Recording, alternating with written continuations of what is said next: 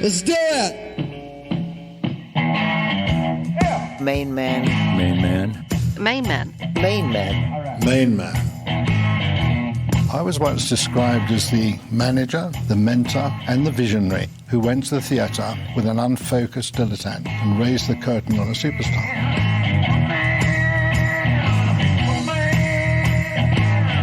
Hello and welcome to episode 41 in our series exploring the history of MainMan, the management rights company which was renowned in the 70s for transforming the business of rock and roll. While allowing MainMan artists to explore their creative freedom, the company pioneered promotion and marketing techniques that became synonymous with the decadence, extravagances and indulgences that are now part of rock folklore. It was outrageous. Lou's gay one day, straight to you don't know what Lou is. So if we were anything, we were like sexual outlaws because we were out there. MainMan worked with a diverse range of clients that included Marianne Faithfull, Amanda Lear, Mick Ronson, John Mellencamp, Mott the Hoople, Dana Gillespie, Mick Ralphs, Lou Reed, David Bowie and Iggy Pop. We'd always been keenly aware of everything Lou Reed did. And both James and I were big listeners to both editions of the Velvet Underground. In the last episode, MainMan founder Tony DeFries recalled the period in 1971 when he worked with Marianne Faithfull, attempting to revive her career after she'd had several lean years. And through DeFries, Marianne met David Bowie, who invited her to be part of his 1980 floor show at the Marquee Club in London in October 1973. So it's a great opportunity to delve into the MainMan archive and hear Marianne herself recalling how she came to be part of that now legendary TV show. David chose the Marquee to film the concert because it was his favourite music venue in London, where the management gave him plenty of bookings early in his career and really helped him out. No, there's a lot of interesting stuff, so I won't talk about it beforehand. Expect me to bang on. In setting the scene for her appearance, Marianne started out by recalling the days when she used to go to the Marquee back in the 60s. I wrote about this in my autobiography, and I was rather crushed when I read a particularly nasty review by the singer in the Manfred Mann group, Paul Jones. Yes, you see, I did remember, before you even told me. And who obviously didn't believe me and had never seen me there or anywhere like that. But in fact, what I used to do when I was sort of 14, 15, 16, my mum was really cool with me, trusted me. I don't know why I was perfectly all right. It may have been so beautiful that nobody would come near me. That's what would happen. And I would go up to the Marquee and to the Flamingo and to Eel Pie Island on my own or with a few friends. But I would always then just sort of circulate. I don't think I even drank. No. I'm sure I didn't, and I didn't smoke, and I didn't take any drugs. I didn't know anything about that. And I don't even realise now, not sure why I even did that, except that it was London. I lived in Reading, which is dear old Reading. It's famous, and this kind of sums it up, for the Ballad of Reading Jail. And that's where Oscar Wilde went to prison, and he was in Reading Jail. And it really wasn't a very interesting place. And as soon as I was old enough, I would be allowed to go out. I mean, maybe I'm making myself a bit young, but I'm not so sure. I know when I was about 14, 15, I liked jazz, and I liked English jazz. I'm not ashamed to admit it. I used to go to jazz festivals with my friends. Sally Oldfield. Sally and me and these boys from the boys' school next door to our convent, which was a Quaker school called Leighton Park. And we would go, I mean, it was really nice and completely innocent and exactly what teenage years should be like. I'm sure they were all of them completely madly in love with me and Sally, you know. But we, in the way of beautiful girls, 14, 15, 16, didn't pay the slightest attention to that. We just liked them, and it was a lot of guitars. They all played guitar, and that was when I got very interested in folk music. Sort of sitting by the Thames in Henley, playing down by the banks of the Ohio, that kind of thing. Beautiful, beautiful, happy times. And then My mother used to make me really cool clothes, really great. And I think that's what I really liked, was to put on the new thing she'd made me, which I would say what I wanted, and then she would make it. And it was so great, like sort of brown corduroy skirt, quite short, not a mini skirt, but quite short, with a silk blouse with sort of big puffed sleeves like that, long, and then a brown corduroy waistcoat to go with it. You know, just wonderful, with my long blonde hair and all that stuff. And I obviously didn't meet any of these. I wasn't going to meet musicians. I was going for some kind of, and I'm sure there were many, many doing that, especially if you were sort of stuck in some ghastly form of Middle England like I was. I mean, not posh, 2 up, 2 down Millman Road in Reading, but still very sort of early 60s life. It was very like the 50s. I've kind of liked the 50s. I don't have a big gripe about that. I think it was a really interesting time. And I'm never quite sure that the 60s were quite as swinging as everybody thinks they were. But anyway, that's just my opinion. So I would go up, and I remember the Marquee, and it was a scene, and it would be, I think I really went up to watch. And I've always had this thing where I can become, or I think I can become, invisible. And in those days, it wasn't actually a sociopathic practice. I think it became sociopathic later, you know, when I was really anorexic and penniless and living on the street. And I was convinced I was invisible. And that was kind of sick. But in my sort of teenage years, before I met anybody or did anything, just going to school with Sally and reading all the books on the Catholic Index, that was our mission. Listening to jazz. I guess I was lucky. The first record I ever bought, me, myself, well, the first record I bought was Brown Eyed Handsome Man by Buddy Holly as a single. But the first LP I bought was Sketches of Spain, which is a sort of miracle, really. Your little girl in Reading goes to buy first LP, and that's what caught me. And it sort of always been like that for me, with books too. I go for something about it. I did know things from other people a little bit, but I hadn't met my sort of mentors yet at all. You know, my first person who turned me on to Billie Holiday, for instance, was John, my first husband, my first boyfriend. And that was really important, but I hadn't got there yet. It was sort of Joan Baez, Odetta, all that kind of stuff, and Miles Davis. And I liked these English jazz bands. I thought they were really good. And a lot of fun. Those things like Jazz at Bewley and all that stuff was really good fun. And I think from that it kind of developed. And I would get the train with Sally or even on my own, but I guess I usually must have had somebody with me, although I was very free. 10 and 6 from Reading Station to Paddington and go to Soho, and I liked the Marquee. I mean, I didn't like it more than I think I liked Your Ireland best. And I must have seen these guys. They were just there. They were part of the whole show. It wasn't just the music. It was the whole show. And it was really interesting. And I wanted to know what was happening. Very curious, as any one of my friends will tell you. And I wanted to watch it and not be involved, because I knew I was too young. I wasn't completely stupid. I don't remember ever paying a penny, but I do remember very clearly my teenage years and what fun I had. This is the bit where I start to feel left out and deprived, because what I really should have been doing was just carrying on like that, being a student, I guess. Normally, if dear old bloody Andrew Oldham hadn't gone and discovered me, and I'm really glad in a way, you know, but in another way, I can see how my life would have been if I'd stayed in England and gone to university, maybe in London or maybe in Oxford or wherever I went. I mean, there were so many things I could have done. I was thinking of going to drama school. That would have been in London. And then I would have carried on like that. My mother would have gone on making me these lovely cool clothes, and I would have just slowly sort of opened in a different, not quite in so. I don't know, I don't want to put it down. I don't know. I just still don't know how I feel.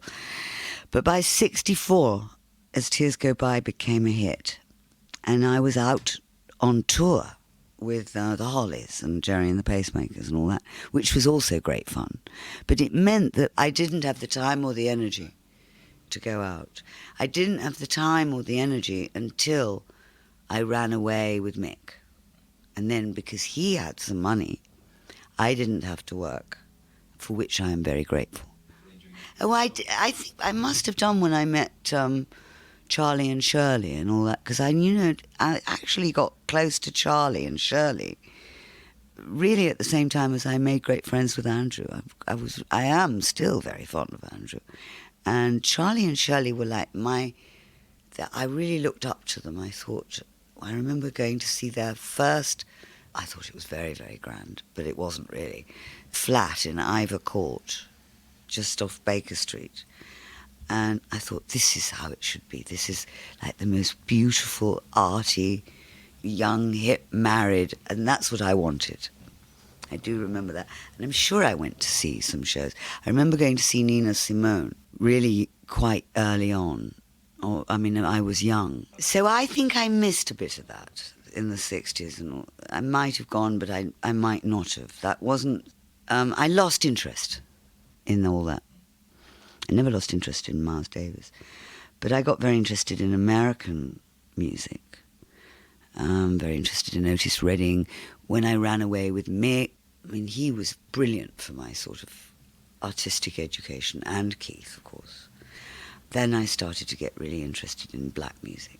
But maybe I got kind of deluxe and only liked going to rather posh places for a bit. I think it might have been too scruffy for me in the sort of mid-60s, because I missed a lot of things just from sheer snootiness, I would go once, and if I thought it wasn't grand enough, I wouldn't go again. So I did actually see the Pink Floyd once at somewhere, one of those mad places. I can't remember what they were called, Middle Earth or one, I can't remember. And I did see the famous moment where dear, darling, poor Sid flipped. I actually saw that, and I never went back. It was too scary. Anyway, we're not talking about that. But I knew that the Marquee, I knew what was happening. I knew, obviously, probably through Charlie and Jeff Beck and Eric and all. And not that I would be listening, but they would be banging on about it. And it was a fun place to go late at night. You'd see all your friends. I could go and there would be Paul and there would be Jimi Hendrix and I would go with Mick, and it was fun. I liked it. That was fun, that sort of thing. Yes, it was very, very, very much a sort of, you had to be you had to know. I didn't think the public knew much about it. So moving from the 60s into 1973, how did you get to be part of the 1980 floor show at the Marquee with David? Well, that was really interesting. By 1973, I'd gone through a hell of a lot already. I'd become a heroin addict. I'd left home, lived on the street. I met David, actually, at Gem Music, and we immediately connected. And, of course, I didn't see, only with hindsight can I see what he must have seen. He's a very sensitive, incredibly sensitive, sort of psychic person. And he saw what? He saw somebody in a lot of trouble, but very proud. But we just did connect, and we began to make friends, and we did make friends. And it was the first time I got a view of what had been going on through somebody of a younger generation. I mean, David isn't really that much younger than me, and he was there in the 60s, but his big moment came a bit later. I think he was even on my first tour. So we became friends, and I knew his troupe. I would call it his troupe. He was surrounded by these amazing people that were sort of, it was real early 70s London. At the time, my friends, one of my great friends was Kit Lambert and David and Derek Jarman and all that sort of thing. We became friends, and he obviously had his own sort of plan and his own thing he wanted to do. But he had seen something, and, there was nothing happening. I wasn't recording. I didn't even know if I wanted to. I was also learning to live very, very cheaply, which wasn't such a bad thing, actually. Hard, but quite a good thing to learn. Anyway, he wanted me on this show. And he inspired me a lot. It was after I met David I started to write again. Started to write lyrics. I listened to him.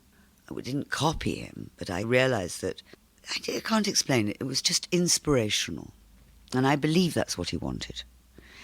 For me, I think for him, it wasn't the last manifestation of Ziggy. And it's really a great show.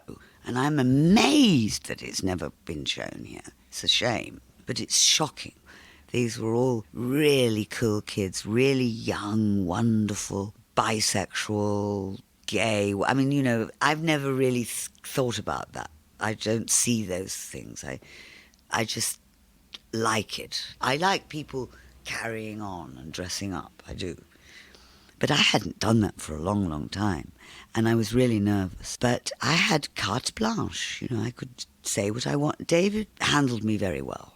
Loving, respectful, but quite disciplined. Very good. I react very badly to sort of patriarchal behaviour.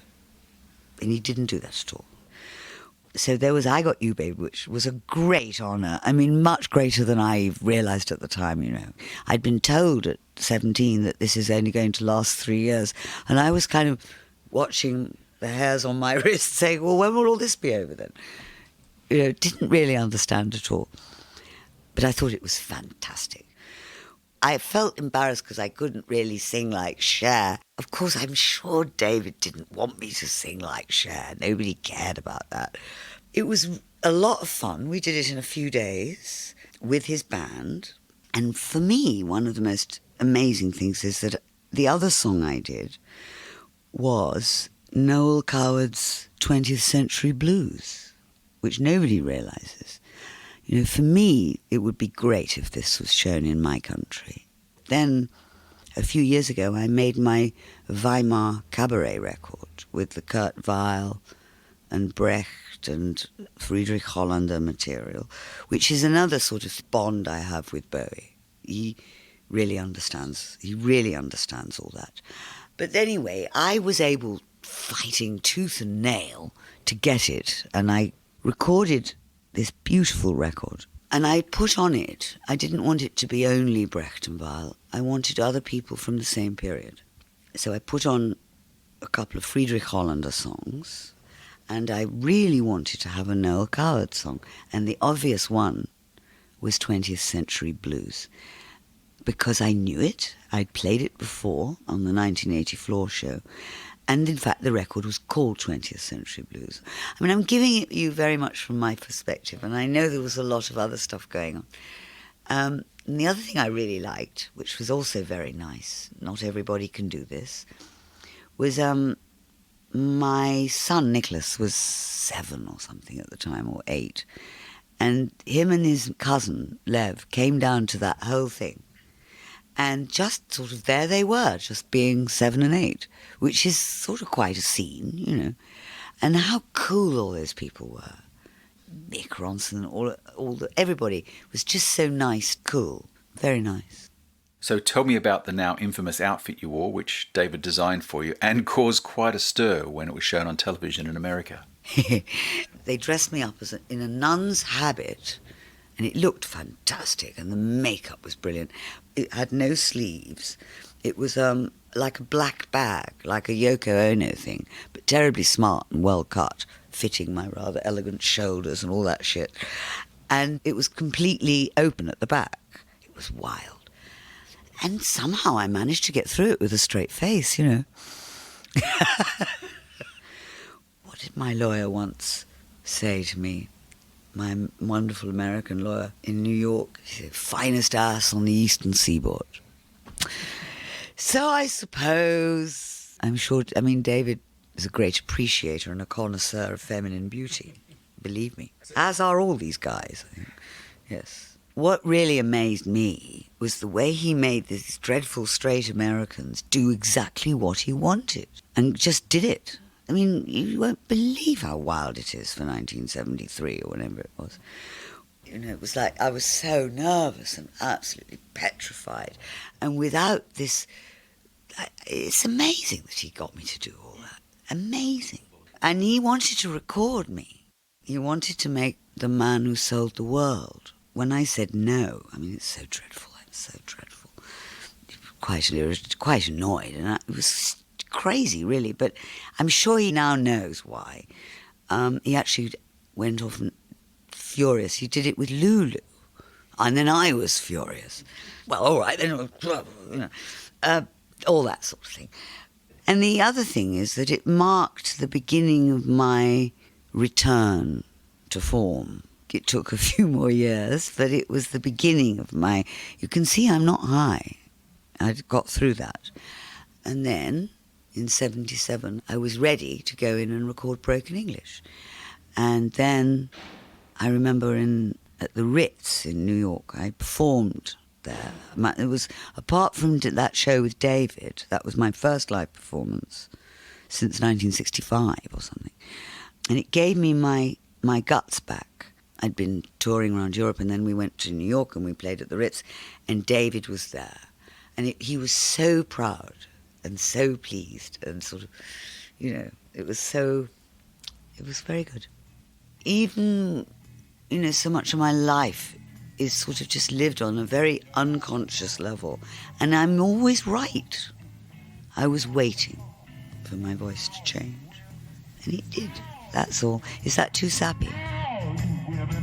Of course it wasn't sappy, it was fascinating. That's Marianne Faithfull from the MainMan archive, recalling how she was invited by David Bowie to be part of the now legendary 1980 floor show, filmed at the Marquee Club in London in October 1973. There are some great pieces of memorabilia from that show and that whole period in rock history that are now part of an ever-growing archive of MainMan documents, including photographs, articles, telexes, letters and production notes, a lot of them never seen before, that we're adding to the MainMan label website each week. It's a great record of a very exciting period in rock history. That's at mainmanlabel.com. And on the website you can also check out the other episodes in the MainMan series. Next time, MainMan founder Tony DeFries continues his highlights of 1971, including the very interesting couple of months he spent working on a secret project with a Motown legend. I'm Des Shaw, and this is a Zinc Media MM Tech production. Thanks for listening.